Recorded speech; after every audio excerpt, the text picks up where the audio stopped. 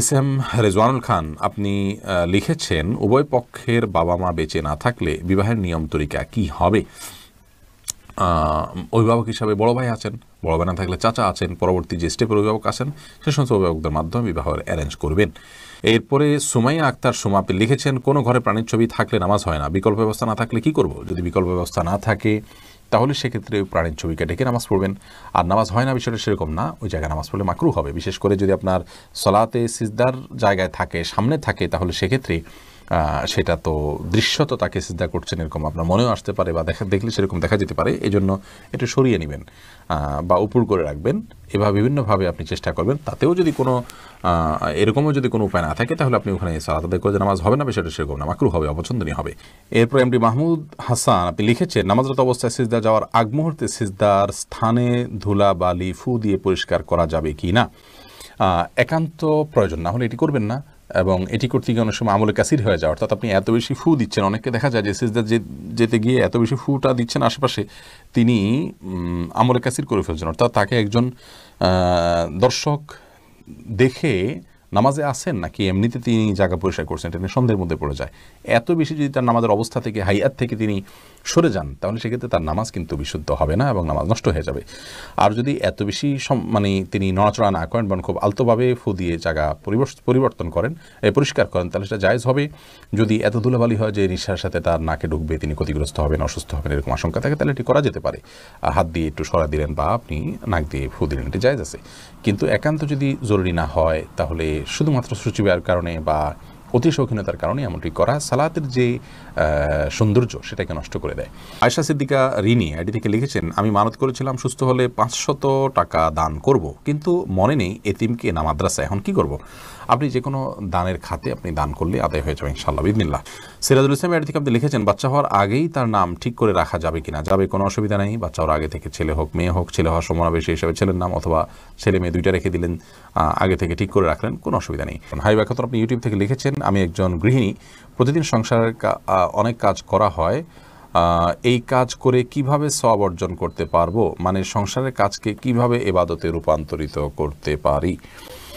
দেখুন, একজন গৃহিণী তার সাংসারিক কাজকে ইবাদতে রূপান্তর করবার জন্য তার প্রথম কাজ হলো প্রত্যেকের হক যথাযথভাবে আদায় করা, সন্তানকে সঠিকভাবে লালন পালন করা, আল্লাহর সঙ্গে পরিচিত করানো, আল্লাহর নির্দেশে পরিচালনা করা, তাদেরকে সালাতে শিক্ষা দেওয়া, ইসলামী ভাবধারা শিক্ষা দেওয়া, স্বামীকে তার হকগুলো আদায় করা। নবী সাল্লাল্লাহু আলাইহি ওয়াসাল্লাম বলেছেন, ওই মহিলা সবচেয়ে ভালো, শ্রেষ্ঠ, উত্তম, যাকে দেখে তার স্বামী সন্তুষ্ট থাকেন, দেখলে তার ভালো লাগে।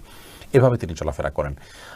অন্য এক হাদিসে আসছে, নবী সাল্লাল্লাহু আলাইহি ওয়াসাল্লাম বলেছেন, ইযা সাল্লাতিল মারআতু খামসাহা ওয়া সামাত শাহরাহা ওয়া আতাআত বা'লাহা ওয়া হাফিজাত ফারজাহা, যে মহিলা 5 ওয়াক্ত সালাত আদায় করেন, রমজানের সিয়াম পালন করেন, তার স্বামীর আনুগত্য করেন, লজ্জাস্থান হেফাজত করেন, সে জান্নাতের যে কোনো দরজা দিয়ে প্রবেশ করতে পারবে।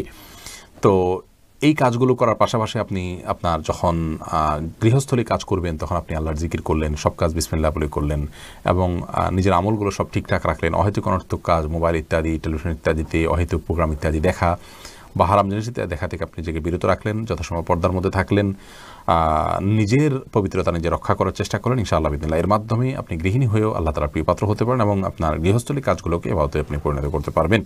মোহাম্মদ নাহিদুল ইসলাম, আপনি লিখেছেন, অজু করার সময় আজান উত্তর দেওয়া যায় কি?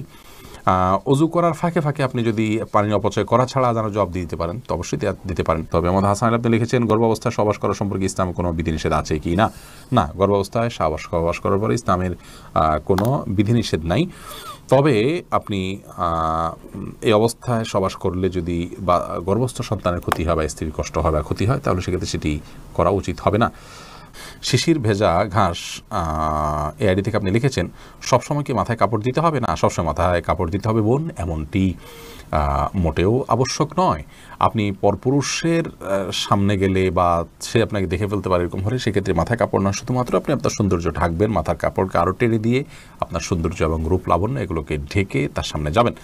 আর এর বাইরে আপনি আপনার বাসায় আপনার বাবা, ভাই, বোন বা আপনার মহিলারা, তারপর আপনার ছেলে, মাহরাম যারা আছেন তাদের সামনে আপনাকে মাথা সবসময় ঢেকে রাখতে হবে কাপড় দিয়ে, এমনটা আবশ্যক নয়। তবে হ্যাঁ, আপনি ফিতনার এই যুগে নিজেকে যথাসম্ভব সেফে রাখার জন্য আপনি অন্য পুরুষদের সামনে, অর্থাৎ বাসার মাহরাম পুরুষদের সামনে, ধরুন শ্বশুর আছেন, আপনার বড় ভাই আছেন, বড় সন্তান, ছেলে সন্তান আছেন, তাদের সামনে মাথার কাপড় টাপড় দিয়ে থাকতে পারলে ভালো, কিন্তু মাথায় কাপড় দিয়ে রাখতে হবে সব সময়, এটা পর্দার নির্দেশ এরকমটি কিন্তু নয় নিজের পরিবারের সদস্যদের সামনে, অর্থাৎ মাহরামদের সামনে। জয়নাল মুন্সি আপনি লিখেছেন, বিবাহের সময় ছেলেরা কি হাতে মেহেদি, আঙ্গুলে স্বর্ণ দিতে পারবে? মেহেদি এটা নারীদের ভূষণ, নারীরা দিবে, বিশেষ করে হাতে পায়ে, চুলে বা দাড়িতে ছেলেরা দিতে পারে। নবী আলাইহিস সালাম এক নারীর হাত দিয়ে কিছু দিচ্ছিলেন, তো তার হাতে মেহেদি ছিল না। নবী আলাইহিস সালাম বলেছেন যে এটা কি পুরুষের না মহিলার হাত? বলা হলো মহিলার হাত। তখন তিনি বললেন যে মহিলার হাত কেমন যে মেহেদি নেই? তার মানে মহিলারা মেহেদি পড়তেন তখন, তাদের আদা ছিল এটি, কিন্তু পুরুষ সেটি করবে না, অর্থাৎ নারীর সাথে পুরুষ সাদৃশ্য গ্রহণ করা নিষেধ। আর তাছাড়া সাজগোজ এটি মূলত নারীদের জন্য, সাজগোজ বলতে এই জাতীয় অতিরিক্ত যে সাজগোজ আছে সেটি, আর পুরুষও পরিপাটি হয়ে থাকবেন সেটি তো অবশ্যই ভালো। আপনি আমাদের ইউটিউব চ্যানেলে প্রশ্ন করেছেন, কাফনের কাপড় নাকি দরদাম করে কেনা যায় না, কতটা শরীয়তসম্মত? এ মাসালা হয়তো কোনো কাফনের কাপড়ের ব্যবসায়ী তার সুবিধার জন্য আবিষ্কার করছে কিনা, আল্লাহ আলাম। কারণ হলো এই ধরনের মাসআলা থাকলে তো কাফনের কাপড়ের বিক্রেতা যারা তারা লাল হয়ে যাবে, যে কোনো দাম চাইবে আপনি দরদাম করতে পারবেন না। মূলত এরকম কোনো কথা কোন হাদিসে বলা হয়নি। অন্য 10টি জিনিসের মতো কাফনের কাপড়ও আপনি দরদাম করে কিনতে পারবেন, কোনো অসুবিধা নেই।